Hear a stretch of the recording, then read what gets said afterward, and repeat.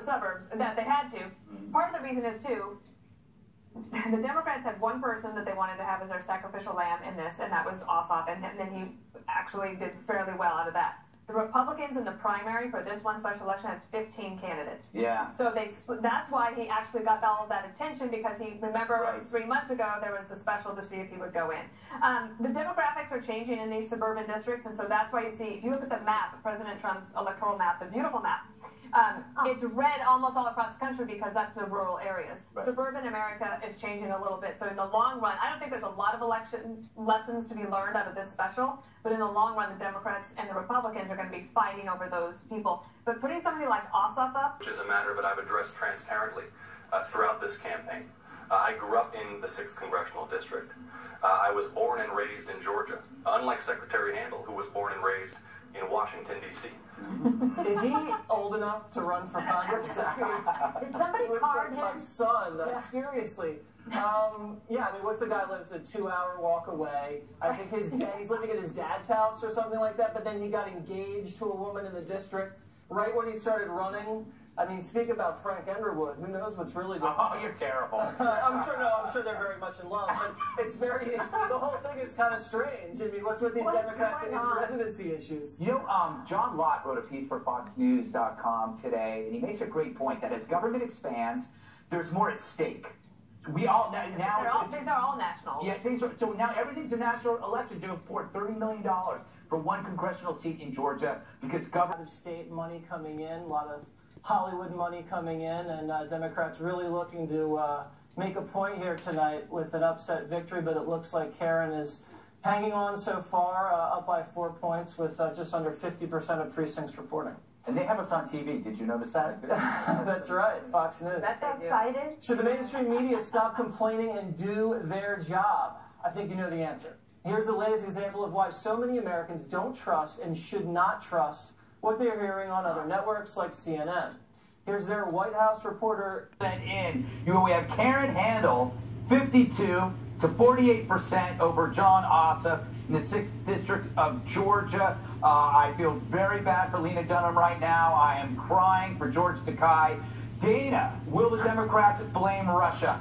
Well, actually, they will probably blame Russia, but they will also blame the rain. Yes. That was something that they said. They had early voting for months leading up to this. And there was a lot of rain today, and especially in DeKalb County, and you knew that the Democrats were in trouble when they were early on complaining that, oh, you know what, the rain really dampened our turnout. No, what dampened the turnout is that you are running in a district that is not ready for you yet, and that it was fake. And hello, everybody. We love that you are watching us. That's great. I would say most valuable player should go to the Congressional Leadership Fund, which is the third-party entity that raises a lot of money for these candidates. And also, last thing to Republicans, unity in the primary and immediately afterward will prevent a lot of heartburn and wasting a lot of money like this. It just crushes all those people that focus. They've never even been to Georgia. No, this is a big defeat for Jane Fonda, Samuel L. Jackson, and Chelsea Handler. Think about the millions of dollars. And poor Alyssa, and she's bankrupt too. Now she's even more bankrupt. No, yes, how did she donate? Millions of dollars on this race.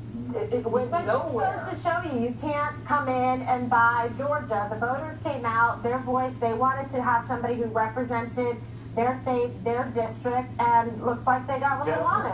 So just to calm you down at your moment of great exuberance, let me just Country-wide overturn election results in an effort to remove this president from office.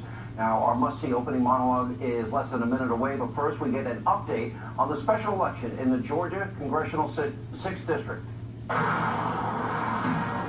This is a Fox News election alert. 2 special elections tonight, one in South Carolina, the other in Georgia, to fill the House seat vacated by HHS Secretary Tom Price. At this hour, Republican Karen Handel is ahead by about 10,000 votes, and Republicans are increasingly confident that a strong Election Day turnout, even in the rain there, and a big turnout in more conservative Cobb County, Georgia, will be enough for Handel to beat Democrat John Ossoff. This was the most expensive House race in U.S. history. Candidates spending about $150 to $250 per vote, when all is said and done tonight. Again, we could see a result here soon. We're watching the numbers. In South Carolina, a call. Republican Ralph Norman has defeated Democrat Archie Parnell. Norman fills the seat vacated by the president's budget director, Mick Mulvaney.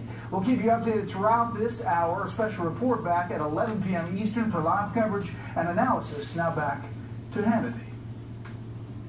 And thanks, and of course we'll have updates on that race throughout the hour. Also tonight, a soft coup is underway right here in the United States of America in an attempt to overturn November's election results and forcibly remove a duly elected president from office. Sinister forces quickly aligning in what is becoming now, in my mind, a clear and present danger. That is tonight's very important opening monologue. All right, so here in America, we're at a turning point tonight with forces now forming an alliance to try and remove President Trump from office. It's that serious. Now, here are the 5 dangers we are facing, especially the president. One, you've got the Destroy Trump media that has been lying to you now, provable lies for 11 months, nonstop. Trump, Russia, collusion.